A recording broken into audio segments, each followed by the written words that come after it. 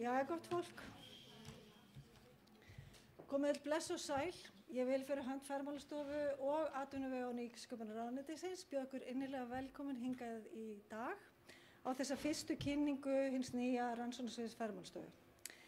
Ég heiti Gunnþóra Ólafsdóttir og stýri þessu nýja sviði hjá Ferðamálastofu en þó að vissulega hafi farið fram rannsóknir og kannanir á vegum Ferðamálastofu þá eru að taka í gildi núna áramótin ný lög sem kveða á að stofnunin á að hafa umsjón með opinberum rannsóknum á sviði ferðamála. Þannig að það eru spennandi tíma framundan í okkur og mikið greiningar og þróunarstarf framundan sem mun að vissulega byggja á þeim góða grunni sem lagður var hjá stjórnstöð ferðamála síðastliðin 3 ár en til að byrja með munum við keyra áfram þau verkefni sem tilheyra málaflokknum áreiðanleg gögn í ferðaþjónustu reglubundna gagnaöflun á vegu ríkisins. Meðal þeirra verkefna sem í gangi landamærakönnun á upplifun ferðamanna á Íslandi, talninga ferðamanna í Leifsstöð, talninga ferðamanna víðsvegar landið, viðhorf Íslendinga til ferðaþjónustu og ferðamennsku, könnun á vinnuumhverfi og starfsánægju í ferðaþjónustu og verkefni sem við kynnum í dag, ferðavenjur erlendra ferðamanna. Þessi verkefni verða kynnt hvert á öðru vetur en hugmyndin að prófa það fyrirkomulag að kynna fyrstu niðurstöður eins fljótt og hægt er. Þannig eins og þetta í dag þá þetta í rauninni niðurstöður sem eru bara komnar bara beint og við munum kynna þær fyrst og síðan birtum við þessar helstu niðurstöður á mælaborði ferðaþjónustunnar en síðar þegar niðurstöðuskýrsla tilbúin að þá verður hún gerð aðgengileg á netinu. Nú snúum okkur þá að kynningu dagsins. Að ræða rannsókn á ferðavenjum erlendra ferðamanna víðsvegar landið sem framkvæmd var af Lilju Rögnvaldardóttur. Hún verkefnastjóri og sérfræðingur hjá Rannsóknarsetri Háskóla Íslands á Húsavík og Rannsóknarmiðstöð ferðamála. Lilja menntaður viðskiptafræðingur með ferðamála sérsviði og hún hefur haft veg og vanda þessari könnun allt frá 2013. Markmið þessara könnunar var að greina hvað helst einkennir erlenda gesti hvers svæði sem tekin fyrir hverju sinni, greina ferðavenju þeirra, meginástæður fyrir vali á áfangastað, ánægju gesta og útgjöld þeirra. Ásamt því að kanna síðan munin á milli svæða, hvort það sé einhver munur á þessu leyti milli svæða. En þá okkur ekkert að vanbúnaði að hefja leikinn. Við höfum þann háttinn á að Lilja mun kynna fyrst verkefnið og síðan tökum við spurningar úr sal. Og þeir sem eru að hlusta á okkur beint, en það eru þó nokkrir að þeir geta sendt okkur spurningar í gegnum Facebook síðu Ferðamálastofu. En þá skulum við bjóða velkomna Lilju í pontu.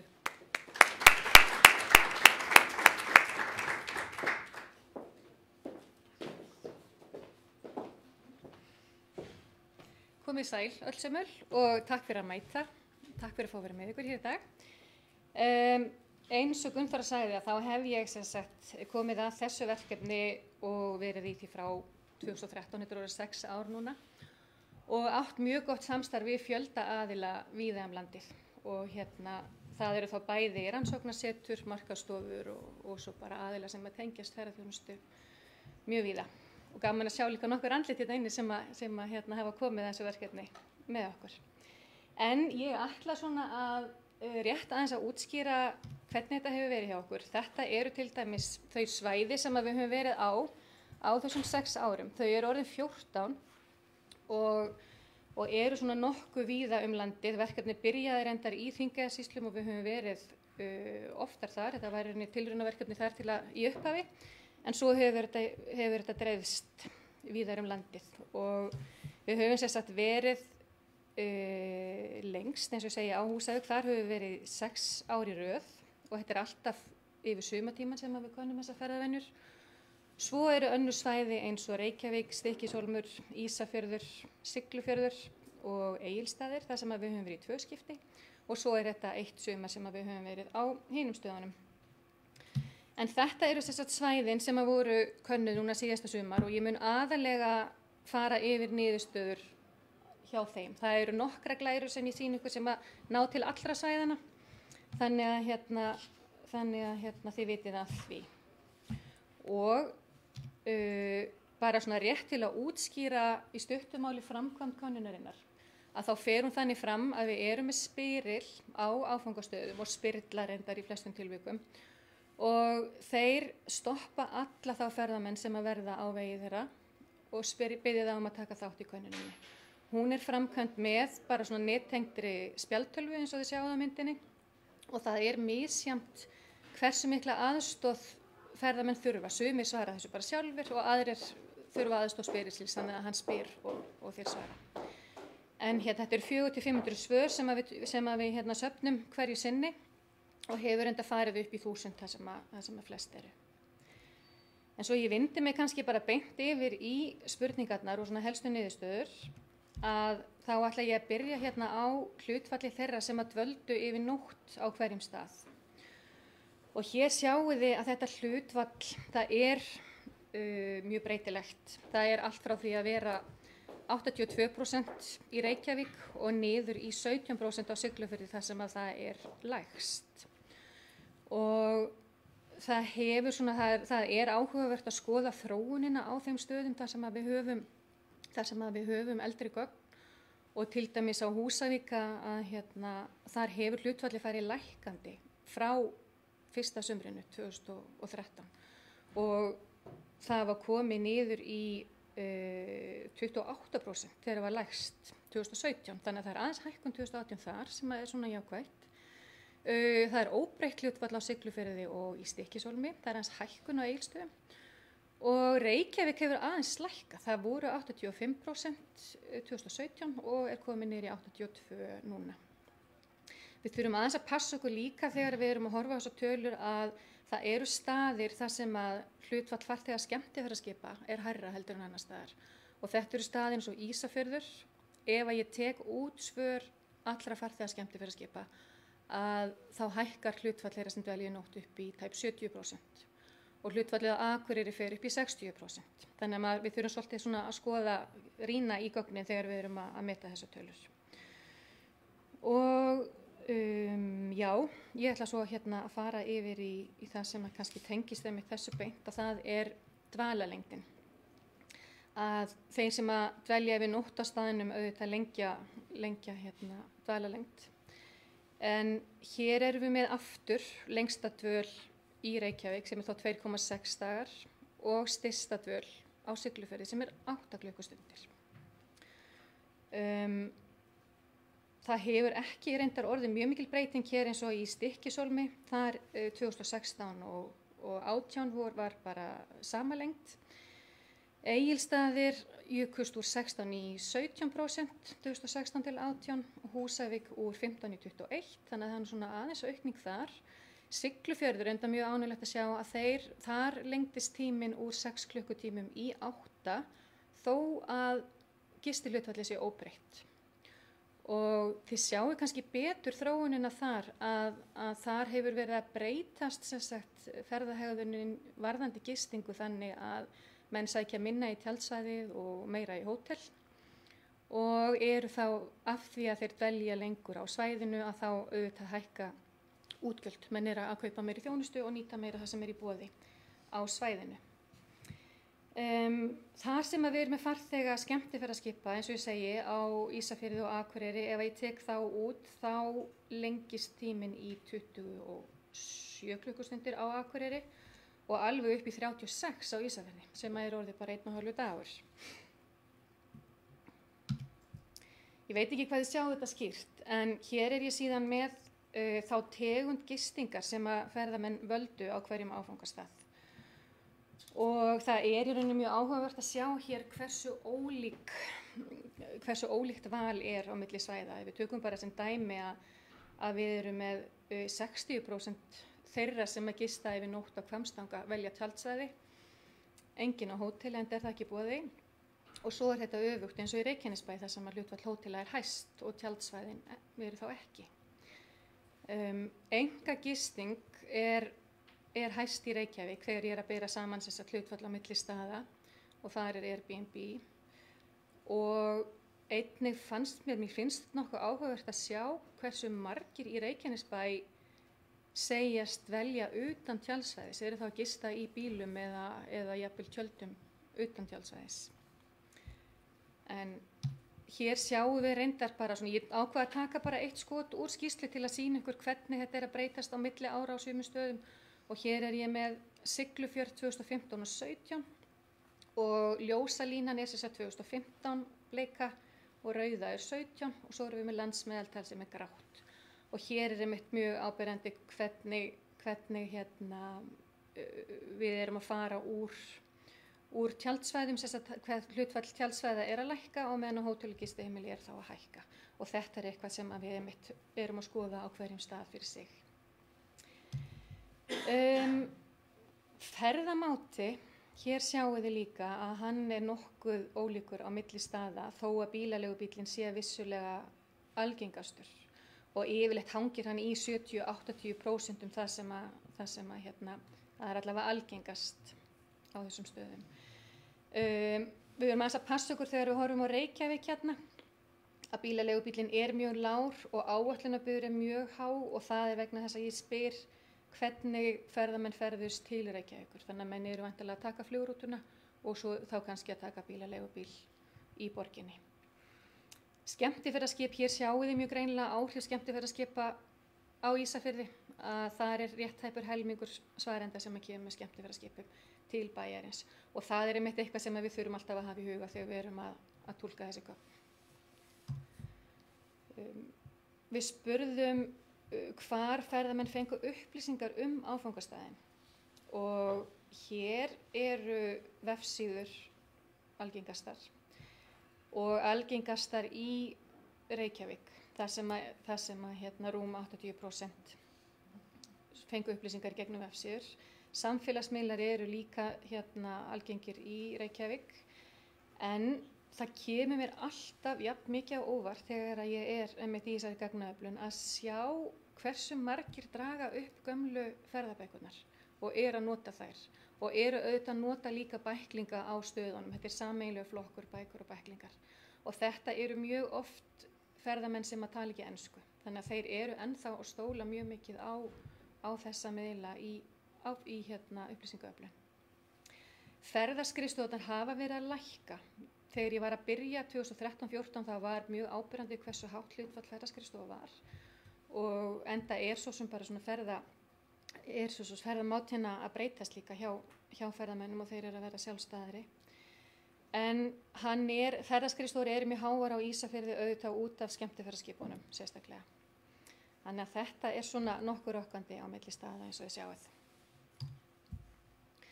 Mér finnst þessi spurning ákvörðunartíma heimsóknar alltaf dálítið merkileg og svona mikilvæg.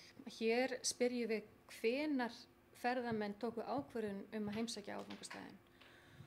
Og þá í rauninni þetta spurning hvort að menn hafi þá aflað upplýsinga staðinn áður en þeir komu til landsins og hversu svona meðvituð ákvörðun þetta var. Og hér þetta svolítið misjafnt á milli staða. Við höfum alltaf verið til dæmis á Húsavík sem appelsínugult. Þar hefur alltaf verið og yfir 70%, þannig að ákvörðunin tekin með löngum fyrirvara. Og auðvitað Reykjavík líka hátt í þessu. En svo eru staðir eins og Hvammstangi og reyndar Reykjanesbær. Þarna að koma í ljós að þetta svolítið svona spontant ákvörðun, allavega hlutfallið hærra þar. Að hvort sem að menn að sjá skilti og taka beygju eða hvort að menn það í rauninni ekki alveg ljóst á hvaða tímapunkti þá þeir ákveða að fara. Við vorum með opna spurningu, við spurjum í rauninni bara byggjum fólk að skrifa niður það fyrsta sem þeim dettur í hug þegar við spurjum hver megin ástæða þess að þú heimsóttir þennan áfangastað. Og í langflestum tilvika svöruðu menn að þetta væri bara hluti af Íslandsferð og þeir væri bara að fara hringinn og stoppuðu þess vegna á staðnum eða þá að staðsetningin væri það góð að það bara hentaði að stoppa á þessum stað hverju sinni. Þannig að það voru að vísu í þessu, þið sjáu hvernig hlutfallið svona aðeins breytilegt en þetta allt upp í það að vera bara helmingur ferðamanna sem að segja þetta. Og voru 4 staðir þar sem að aðrar ástæður voru algengari og það voru kvalirnir sem að þið sjáu kannski betur á eftir líka hversu hversu mikilvægir hvalirnir eru á Húsavík, að 70% þeirra sem koma segja ástæðu heimsóknar vera hvali. Selir voru í 43% tilvika ástæða á Hvammstanga og svo það er tilviljun að þetta er sama hlutfall allstaðar hérna og náttúrufegur var svo 43% í Mývatnssveit og Vík. Þegar ég horfi aðeins á þetta aftur í tíman þá hef ég dæmi eins og með Húsavík og hér sjáum við aftur að hvalir hafa verið 70%, að 70% þeirra sem að svara segja að hvalir sé megin ástæða heimsóknar og hafa gert frá 2014. Á Siglufirði þá var hluti af heildarferð eins og ég sýndi áðan algengast en þarna koma samt söfn mjög sterkinn og svo náttúrulega bara fegurð svæðis sem er alltaf hátt en það er bara aðeins á eftir þess að þetta sé hluti af heildarferð. Hér eru útgjöldin 2018. Hér sér maður í rauninni nokkuð vel hversu ólík neysluhegðunin getur verið á milli staða og þessar tölur eru reiknaðar þannig að það eru allir ferðamenn reiknaðir inn í þessar tölur hvort sem að þeir kaupa þjónustu eða ekki. Þannig að það eru mjög margir sem að segjast eyða 0 krónum, eyða engu í ákveðna flokka og það er reiknað inn til lækkunar. Þannig að þetta eru meðal útgjöld á ferðamann á sólarhring á stöðunum. Þannig að þeir sem að dvelja lengur takmarka útgjöldin við sólarhring og þeir sem að dvelja styttra gefa þá bara öll útgjöld meðan á dvöl stendur. Og hér aftur sjáum við að það er misjafnt þegar maður horfir á bara eins og Húsavík að þar hefur afþreying alltaf staðið undir það bil helmingi af meðalútgjöldum á sólarhring. Enda eru gestir gagngert að koma til staðarins til þess að kaupa þessa afþreyingu. Stykkishólmur, þar eru menn svona að kaupa meira gistingu og veitingar og Egilsstaðir, þar eru við með gistingu sem hæsta flokk. Afþreyingin er nokkuð há á Ísafirði, hér er reyndar með skemmtiferðaskipin inni og svo er ég með veitingar í Reykjanesbæ, gistingu í Vík og Hvammstanga voru í rauninni ekki sérlega mikil útgjöld en þar voru samgöngur hæsti flokkurinn og það er þá yfirleitt alltaf bara bensínkaup á staðinum. Þegar ég spyr samgöngur þá er það bara kostnaður vegna samgangna á áfangastað. Reykjavík er hæsti gistingu en svo eru auðvitað háir flokkar bæði vegna veitingakaupa og afþreyingar þar. Þannig að ég ætla aðeins að færa mig yfir í svona þróun útgjalda þar sem ég hef hana. Að hér sjáum við til dæmis Húsavík og þar hafa útgjöldin verið að hækka úr því að vera tæp 15.000 2016 og þetta er á verðlagi hvers árs upp í það að vera 18.000 núna síðasta sumar og hér er einmitt aftur, hér er afþreyingin alltaf mjög afgerandi. Við erum samt aðeins að hækka þar í gistingu og það er auðvitað af því að hlutfallið sem dvelja yfir nótt er að hækka líka. En svo er þetta einmitt, það eru veitingar og matvara og annað sem kemur hér inn í. Í Stykkishólmi þá lítur þetta svona út. Þar hækkuðum við úr 8.000 rúmum 2016 og upp í 10 núna 2018. Hérna eru menn aðalega að kaupa gistingu og veitingar. Aðeins að hækka samt flokkarnir matvara og samgöngur og ferjan kemur inn í samgöngur þar líka. Og Siglufjörðum, ég finnst reyndar alltaf mjög áhugavert að skoða niðurstöðurnar á Siglufjörði. Hótelið Hótel Siglu opnaði síðsumars 2015 þannig að við náðum þeim ekki alveg inn í könnunina þá. En hér eru klárlega þó að gisti hlutfallið á Siglufirði sé það sama á milli ára að þá eru að aukast útgjöld vegna gistingar og það er þá einmitt út af þessu sem ég sýndi ykkur að menn eru að færa sig meira af tjaldsvæðum yfir á hótel. Hér eru menn líka að dvelja lengur og þá eru menn að auka til dæmis veitingakaup. Verslun hefur hækkað töluvert. Þannig að þetta er mjög áhugavert. Við verum samt aðeins að passa okkur, þetta eru kannski lágar tölur svona í samanburði við eins og Reykjavík, en engu að síður sjáum við ákveðna þróun í þessu. Hér eru svo með Reykjavík og þar voru við með tæp 39.000 2017 og og erum í tæpum 38 núna, þannig að þetta er kannski ekki mikill munur á milli ára, en við sjáum samt ákveðna breytingu eins og í gistingunni. Þar sögðust einmitt aðeins færri hafa dvalið yfir nótt 2018 sem að væntanlega hefur mest áhrif á þessa lækkun.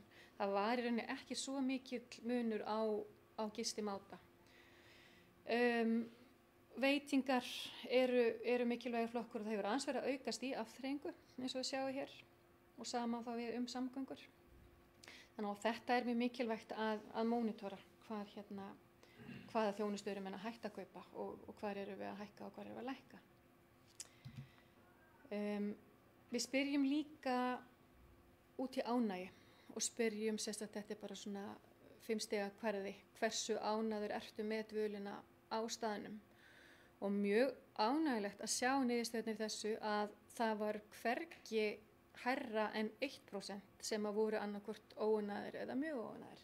Þannig að almennt voru menn bara ánægðir með dvölina.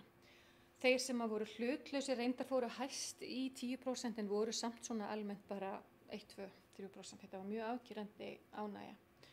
Og þegar ég reikna stigin, þannig að þeir sem eru mjög ánægðir fá 5 stig og mjög óánægðir 1 stig, að þá er þetta bara nokkuð góð einkunn sem að staðirnir að fá.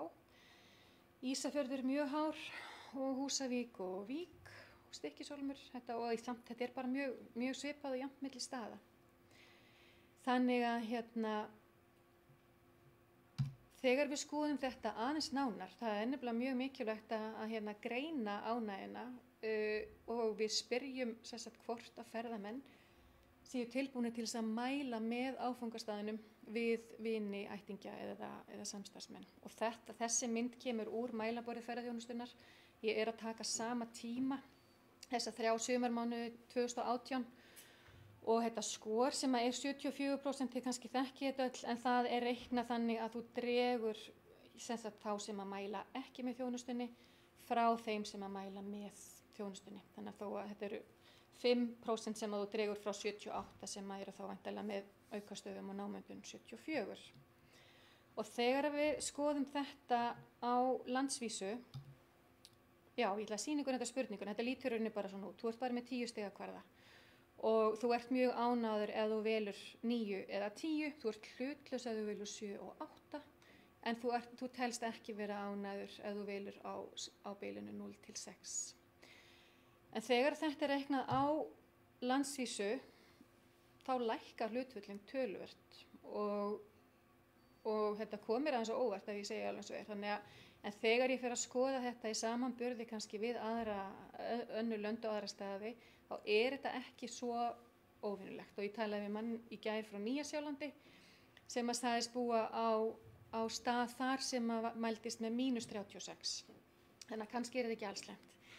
En svo er þetta auðvitað bara þegar ég fer að spyrja minna, þá segja ég bara rosa ánægður með Íslandsdvölina, en ég ætla ekki endilega að mæla með að fólk fari til Egilsstaða, þó að ég vilji endilega að þeir ferðist landið. Þannig að við þurfum líka svolítið að passa ykkur, og þegar við horfum á þetta hér, að það er ekkert margir sem að mæla alls ekki með. Það eru bara margir sem að bara svona, já, er að gefa þessu 7-8 og þess vegna kemur þetta svona út. En allavega held ég að þetta skor sé ofsalega mikilvægt. Þetta er fyrsta sinn sem við mælum þetta á áfangastöðunum. Maður eru mánaðarlega mælingar á landsvísu í landamærukönnuninni og þetta er bara eitthvað sem við þurfum að mónitora. Og þegar við skoðum þetta, við spyrjum þá sem að segjast geta mælt með staðnum. Við spyrjum þá hvers vegna mæluru hér með Ísafirði sem áfangastað. Og hér er fólk að mæla með fegurstaðar. Ég hef aðskilið fegurstaðar og náttúru og landslag. Auðvitað er þetta mjög tengdir þættir, en náttúru og landslag ég tek það sér vegna þess að það er yfirleitt svona nágrenni staðarins sem að menn eru þá að vísa í. Það er kannski ekki bærinn sjálfur. Og athyglisvert finnst mér í gegnum þetta allt hvað gestrisni skiptir miklu máli í þessu. Það skiptir fólk ofsalega miklu máli hvernig viðmót fólks er á staðnum, og það telur það sérstaklega fram sem ástæðu fyrir því að þeir vilja mæla með staðnum. Menn töluðu að Ísafjörður væri afskekktur og kyrlátur staður, staðsetningin væri góð og þá er fólk yfirleitt að vísa til ferða Vestfirði. Og þarna var afþreying líka á saga og menning. Og ég tók bara svona eitt kvót til að þið sjáuð svona hvernig svörin eru sem við erum að vinna úr þegar við erum að greina þetta. Og hér segir einhver, it's off the beaten path, but still offers awe-inspiring beauty, uniculture and soft adventure. Og svo spyrjum við þá sem eru þá hlutlausir, ekkert endilega að mæla með staðinu, hvað þyrfti að gera til þess að þú eru líklegri til að mæla með Ísafirði sem áfangastað. Og hér kannski kemur ekkert sérstaklega óvart að flestir tala samgöngur og það þurfa að bæta þær. Það þarf að lækka verðið, það þarf að bæta þjónustuframboð og veita betri upplýsingar og þá er það yfirleitt verið að vísa í skilti, lengja opnunartíma og einhverjir vildu hreinsa til og bæta viðhald á húsum og svo er talað veðrið sem að væri mjög gott að geta stjórnað. Og hér er þá bara einmitt típist svar fyrir þetta, að það er better roads and price reduction overall. Þá förum við til Stykkishólms, ég ætla að fara aðeins hraðar yfir þetta núna, að hérna er það sem sagt aftur reyndar meira afgerandi eiginlega fegur staðar og það er fólk oft voða mikið að tala hvað húsin séu falleg og hvað bærin sjálfur sé fallegur. Landslægi kemur líka inn og aftur erum við með gott fólk hérna í 3. sæti. Og svo er það staðsetning og afþreying og rólegur staður og svo veitingar. Fólk vill í Stykkishólmi auka framboð þjónustu til þess að geta frekar þá mælt með staðnum, lengja opnunartíma, bæta tjaldsvæðið, en það eru voða margir líka í Stykkishólmi sem að segja bara, þú veist, ekkert, þetta er bara gott eins og það er. Reykjanesbær, þið eru farin að þekkja þessa flokka, það er fegur staðar, staðsetning, náttúra og gott fólk og svo auðvitað nála við Bláa lónið. Og hér þarf að auka framboð þjónustu, það er reyndar svolítið afgerandi í Reykjanesbæ, bæta samgöngur, mjög margir sem ferðast á puttanum til Reykjanesbæjar, þannig að þeir vilja bæta samgöngur þangað, bæta upplýsingar, lækka verð. Svo kemur Reykjavík. Hér erum við með borgin, fegurð borgarinnar var mjög afgerandi í svörum og þið sjáu, ég gleyma að segja það að þú veist, fólk er að nefna fleiri en einn þátt þannig að samtals eru við auðvitað með herra en 100%, þannig að það eru margir sem að gefa fleiri en eitt svar. Gott fólk, 20% þarna, staðsetning og samgöngur, sagamenning, margt í boði og svo finnst fólki þetta bara róleg, örugg og lítil borg. Ég veit ekki alveg hvort ég er sammála því eftir að hafa keyrt heim í gær og vinnunni, en það er svona upplifir fólk þetta og svo er bara gott andrúmsloft, vinalegt og náttúran. Reykjavík er líka öðruvísi, segja sumir. Hér er hins vegar mjög afgerandi. 64% þeirra sem að mæla ekkert sérstaklega eru hlutleysir, þeir vilja að það verði sér lækkað til þess að geta mælt með staðnum. Og þá er spurning, það kemur ekki fram, þá er spurning hvort að þeir séu að upplifa value for money eða hvort að þetta sé bara almennt að hafa efna á að koma. Bæta samgöngur, auka framboð afþreyingar og einhverjir voru ekki alveg sáttir við veðrið. Hvammstangi, þá erum við aftur komin í fegurstaðar, vinalegur, lítill og góður staður. Selir, ég átti aðeins erfitt með að þetta er í rauninni bara, þetta kemur báðum megin. Þannig að fólk er ánægt með að sjá seli en svo koma seli líka hjá þeim sem að vilja bæta eitthvað þar sem ég náði einhvern veginn ekki að greina út úr svörunum. Eins og við sjáum hér, já, þeir vilja sjá meiri þjónustu, hafa meira að sjá og gera á staðnum, bæta tjaldsvæðið, fá betri upplýsingar. Og Húsavík, hér er fólk auðvitað að koma fyrir hvalaskoðunina og þeir mæla með staðnum vegna hennar. Svo kemur fegurðin í öðru sæti og náttúran og svo er það góði matur og gott fólk.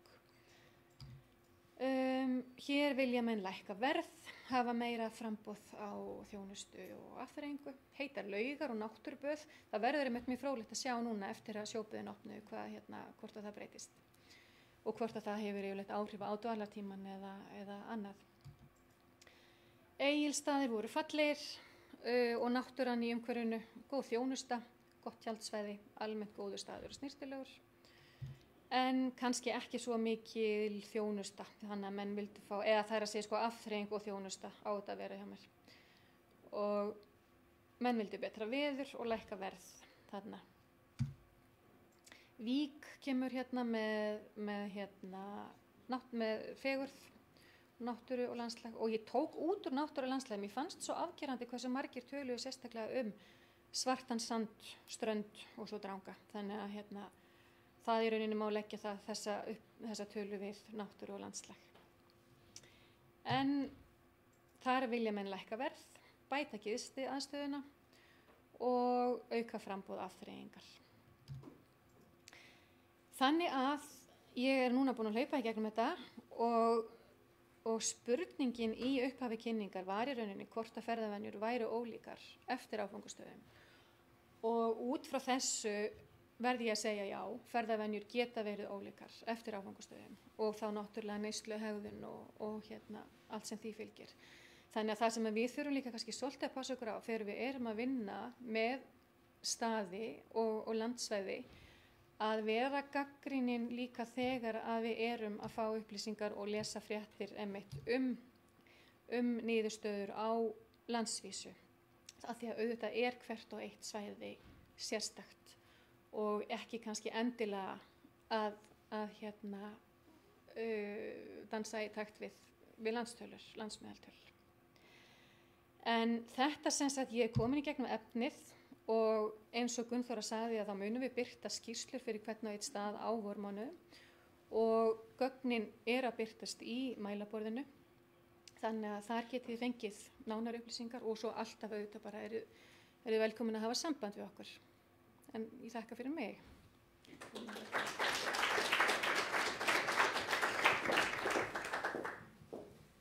Þá opnum við fyrir spurningar. Ég vil að biðja ykkur að kynna ykkur. Ég mun ganga með hljóðnamann sem að mun fara beint á netið, en ég held að vilja heyra í ykkur og það svo lítið sagði þetta. Ykkur spurningar svo?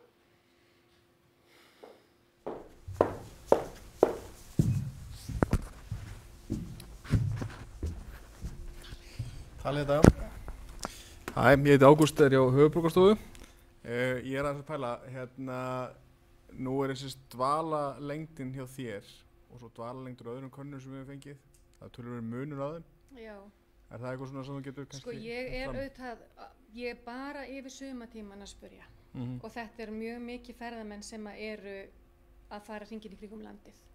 Þú ferð örugglega lengri dvalatíma á öðrum tímum, bæði á jaðarmánuðum og yfir vetratíman. En ég held að það geti verið skýringin.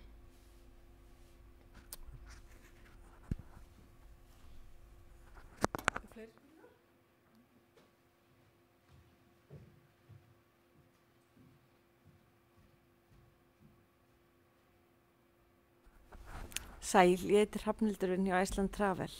Hvað tók könnunin langan tíma fyrir ferðamannin að svara? Ég að meina hver og einn. Já. Já, þetta gat verið frá bara, þetta var reyndar orðið svolítið langt hjá okkur. Þetta svona, ég myndi segja 5 til 10 mínútur og alveg 15 mínútur þar sem að fólk að vanda sig hvað mest. Og hún í lengri kantinum. Ok, maður spyrja meira. Voru margir sem neituðu að svara? Það við reiknum hlutfallið, það ótrúlega fáir. Það almennt svona, hefur þetta verið 70% svarhlutfall.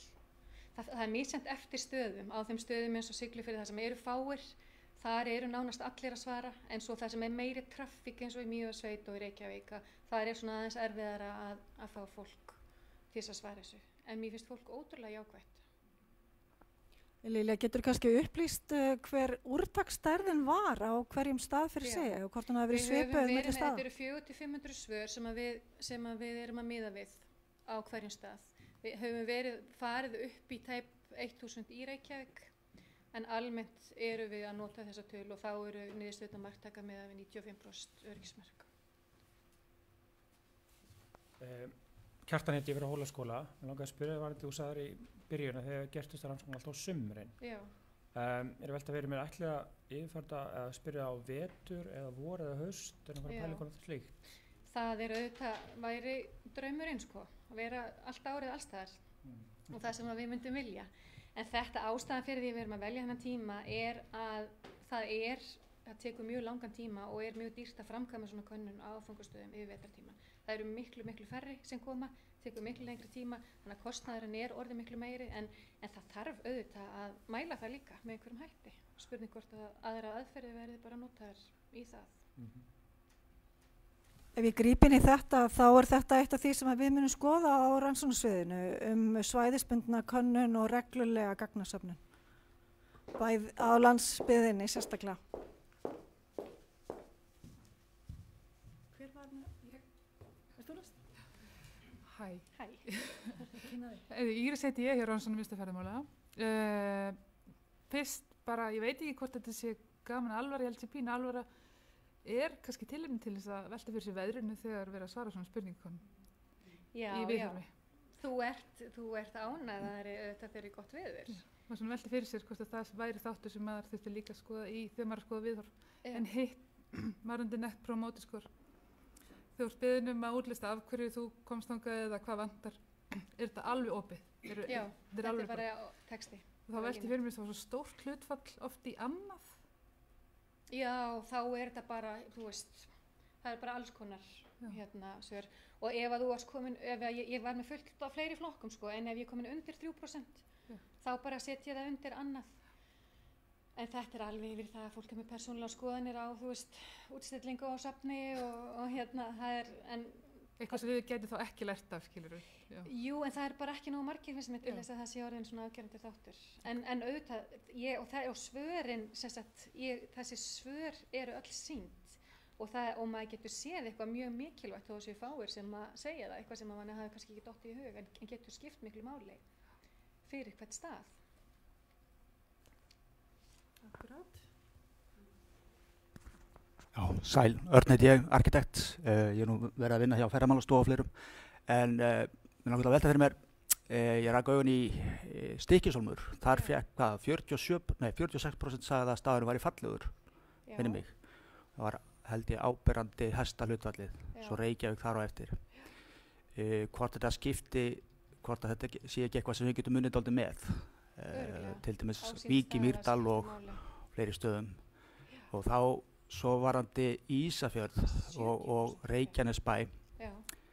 Þannig undarlega hvað fólk virðist nú almennt vera ánægt með umhverfið og bæina og þó við séum nú mörg saman það að Reykjanesbær og Vík séu kannski ekki endilega mjög fallið bæir, allan ekki nýja uppbyggingi þar en hefur það áhrif til dæmis með Ísafjörð að þar fólk að koma úr skemmtiferðaskipum, búið að vera kannski lokað inn í KD í einhver tíma að það hafi áhrif á upplifun á staðnum og Reykjanesbær kannski líka. Þetta mjög góða punktur og ég hugsa að þetta sé bara eitthvað sem við þurfum að greina. Þetta bara mjög áhugavert og ég sé bara grípið þennan punkt hér. En örugglega hefur það áhrif, en það væri mjög gagnlegt að sjá hversu mikil.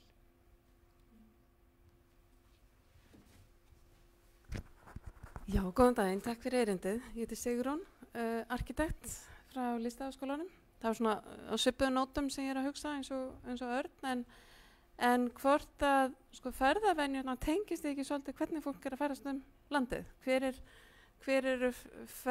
er ferðamáti stóru myndarinnar á ferðinni? Þú veist, fólk aðalega í gönguferðum yfir hálendi og stoppar í dag í Reykjavík eða það að taka leigubíl og fara allan hringinn? Ég bara spáði, hægt að greina það eitthvað út úr þessari tölfræði? Það hægt. Ég hef ekki gert það, en þetta líka einmitt mjög áhugaverður punktur. Og þú sér það svolítið einmitt í athugasemdunum að þeir sem eru kannski ekki að mæla með Reykjavík sérstaklega, að þeir svara einmitt þetta. Þeir eru bara að koma úr hringferð þar sem að þeir eru í gönguförum og skoða náttúruna og þurfa bara að gista þarna áður en fara í flug. Þannig að þetta þyrfti að bara rýna betur. Og hvort að fólk sé að fljúa melli staða, þú veist, og þá hegða þessu örugglega alltaf öðruvísi á staðnum. Það gerir það. Eða innanlandsflug eða gönguferðir eða taka strætó eða eitthvað. Já. Það væri svolítið áhugavert að vita meira. Og þetta eru auðvitað bara ólíkar týpur ferðamanna, sko. Einmitt.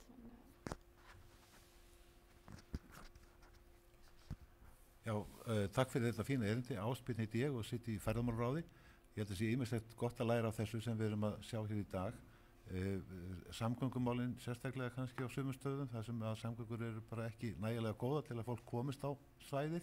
En við langaði að forvitnast aðeins líka rannsóknar og ráðgjöf ferðarþjónustunnar sem hann Rögnvaldur Guðmundsson hefur verið að standa fyrir rannsóknum í fjölda ára á mjög mörgum mismunandi stöðum á landinu. Hafið þið eitthvað skoðað þær niðurstöður í samanburði þessar eða samkelt þetta? Ég hef bara mjög oft borið saman niðurstöðunar. Málið samt að þær eru svona meira fókusaðar á fjöldan en hann kemur alveg inn á markhópa og dvalarlengd og annað sem að ég hef það borið saman og yfirleitt svona samræmi í því. En þær eru samt ég hef ekki haft þær á öllum stöðum. Nei. Þetta eru kannski 3-4 staðir sem ég hef náð að bera mig saman við með þeim könnunum. Ég hef bara til að fá samanburðina að þetta hann nær svo langt aftur í tíma hjá honum. Hann búin svo lengi, hvert að setja að horfa þar á einhverja breytur Það er bara hugmynd, ekkert annað. Það gríðarlega mikilvægt gagnasett sem að rannsóknir og ráðgjöf ferðarþjónustunnar hafa og auðvitað það er alltaf mikilvægt að keyra saman gögn, alltaf, og nauðsynlegt að bera saman niðurstöður. Já, takk. Það eru fleiri spurningar? Það eru netinu? Já, flott.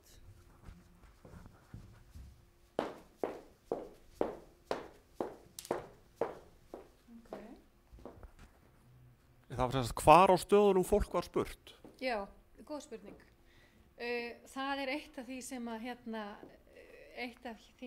sem maður þarf að huga hvað mest að í skipulagningunni. Það er að velja svæði sem að nógu hlutlaust til þess að maður sé ekki að þú mátt ekki standa í anddyri safns og þar fara 100% svarenda á safn. Þannig að við reynum að á hverjum stað að afmarka svæði með það í huga. Samt þar svæðið að uppfylla skilyrði lágmarks umferð ferðamanna og við höfum alveg lent í því, sérstaklega á þessum smærri stöðum, að við verðum bara að vera með fyrirvara á ákveðnum niðurstöðum vegna þess að við erum kannski of nálægt einhverju sem hefur áhrif, annarkvort geta það verið gististaðir eða söfn eða afþreying. En engu að síður þá reynum við alltaf að halda þannig fjarlægð við þessa staði að við séum ekki lenda í þessum skekkjum það sem að það er hægt. Þannig að oft þetta getur verið til dæmis í Mývatnssveit í Dimmuborgum, þar stöndum við bara við innganginn á mjög litlu svæði en svo förum við til dæmis á Siglufjörð þar sem er minni umferð og þar eru við hlaupandi nánast allan bæ að elta ferðamenn. Þannig að þetta er svolítið misjafnt líka eftir stöðum. Hvar eru þið í Keflavík? Vera, þú kannski vera sjálflega sérfræðingur í Við vorum ekki svo langt frá Dúshúsunum og smá, já. Við vorum sérstaklega hjá Dúshúsunum og sérstaklega smábátahöfnin leyndist vel og svo aðeins upp Hafnargötuna, ekki alla Hafnargötuna en upp að hringtorgi númer 2. Já. Þannig að þar var meira að reyna að ná gangandi fólki þar af því að það er svo mikið af afþreyingu eða veitingu, veitingasölu þar. Þannig að ekki stoppa of mikið þar kannski en það var það sem helst fólki var að labba. Já. Takk. Ég með eina spurningu viðbót. Ég veit þú varst ekki búin að gera þessa greiningu kannski fyrir allavega ekki glærunum en nú spurður í könnunni samsetningu hópa og mismunandi þjóðerni og eitthvað slíkt. Ertu farin að sjá eitthvað mun á milli staða hvað það varðar? Ég sé Og hvað einkennir hvert stað kannski með það? Já. Drögum. Það í rauninni þar koma skemmtiferðaskip, það skipta til dæmis skemmtiferðaskipin máli. Þegar að þú ert komin á staði eins og í Mývatnssveit, Húsavík, það eftir mjög mikið með þjóðverð og Frakka, hærra hlutfall þeirra heldur en kannski í nágrenni Reykjavíkur og þar skiptir þetta máli líka í nágrenni Reykjavíkur að dvalarlengd Bandaríkjamanna almennt styttri heldur en Evrópubúa á þessum tíma. Þannig að þeir ná kannski ekki að fara þennan lengra hring sem að þjóðverjar og Frakkar að gera. Þannig að það er kannski helst að ekki til svaraði þannig en þetta samt aðeins en þá ólíkt á milli staða. Já. Það mjög athyglisvert hvað kemur fram í þessari könnun, hvað þetta er samsvarandi við það sem kemur úr landamærkönnuninni. Bæði hvað menn eru ánægðir og óánægðir með og eins líka þessi samsetning þjóðernanna. aldur? Já, aftur, þar erum við aftur hérna komin í, það er sem sagt hærri aldur á Ísafirði af því að þar erum við með skemmtiferðaskipin og það er svona, þetta er 40 ár finnst mér vera svona meðalaldur á flestum stöðum. Samhengi við þetta var þetta eftirfylgna að einhvað geta spurt ferðamenn við netfangsráðum eitthvað slíkt og spurt það eftir að þeir eru farin úr landi að þá breytist á svona minningin og upplifunin? Nei, mjög góð punktur. Við leggjum mjög mikið upp úr að þetta sé sem sagt nafnlaust að það sé ekki greinanleg svör eftir svarendum en þetta er mjög góð punktur og einmitt spurningar sem vakna eftir á þegar þú byrjar að greina gögnin af hverju kemur þetta út og þá væri þetta frábært að geta. En þið hafið samt engin netfang þannig að það er ekki hægt að nýta þetta? Söfnum engum persónu upplýsingum í þessu, nei. Og maður bæta á þetta, það er spurt þetta atriði í sko landamærakönnuninni þannig að það gæti komið þar fram eitthvað þá náttúrulega eru menn að fara úr landi og eru með ákveðna minningar í farteskinu. Jæja, eru fleiri spurningur úr sal eða á netinu? Við ætlum að standa við það að eina. Við höfum pláss fyrir eina. Já, þetta er fyrir neti. Okay. Mér finnst þetta aldrei forvitnilega þessar útgjaldaspurningar og ég er svona velta fyrir mér hvaða mynd þú telur að þessa niðurstöðu gefi af svæðisbundnum útgjöldum. Eru þetta spurningar, þetta eru náttúrulega alltaf höfuðverkur, svona útgjaldaspurningar í könnunum, en hefurðu reynt að bera þessu gögn saman við einhverjar aðra tiltaka niðurstöður? Sko við vorum auðvitað með bara þjóðgarðakönnunina hér sem er mjög áhugavert að bera sig saman við. Vandinn er bara að sko við erum svo föst í áfangastaðnum að ef ég væri að spyrja stærra svæði þá væri auðvitað útgjöldin meiri af því að ef þú ert fann að spyrja til dæmis Norðurland að þá ert að gista yfir nótt en þá ert ekki með 17% aðilar sem er gista eins og á Siglufirði. En jú, við höfum auðvitað verið að skoða aðra staði en ég hef ekki náð þeim niður á áfangastaði en það er einmitt eitt sem við þyrftum að gera líka. Og þeir til dæmis þjóðgarðurinn, hann sýnir svolítið hærri tölur af því þá ertu með stærra svæði og lengri tíma sem að hvert velur á. Það ertu með 50 km radíus. En þegar fólk var að svara þessu spurningum, áttu það ekki í neinum vandræðum með að draga fram þessi útgjöld eða? Jú, og þar einmitt kemur hlutverk spyrilsins svo mikilvægt að við þurfum dálítið að aðstoða það á þar og könnunin er eiginlega gerð þannig að þú sleppur ekki svo auðvitað í gegnum hana af því það er náttúrulega mjög freistandi þegar þú færð svona útgjaldakönnuna að bara sleppa að svara en þú þarft mjög skilmerkilega að setja 0 í alla reiti ef að þú ert ekki að eyða eða þá að setja tölu þannig að þú getur ekki bara það er ekki valmöguleiki til dæmis bara eitt engu og ég vil hafa það þannig því ég veit að það mun freista fólks til þess að sleppa því að svara. En spyrlar þurfa mjög yfirleitt að hjálpa aðstofa við þessa spurningu. Voru fleiri spurningar? Þá held ég að við segjum þetta gott. Þakka ykkur hjartalega fyrir komuna í dag og ég ætla að minna á næsta hádegisfyrirlestur. Hann verður í síðustu viku janúar og eftir það hálfsmánaðarlega. Næsta kynning verður hjá ferðaklasanum, ekki hér í ráðuneytinu. Takk fyrir innlega fyrir og gleðileg jól bara.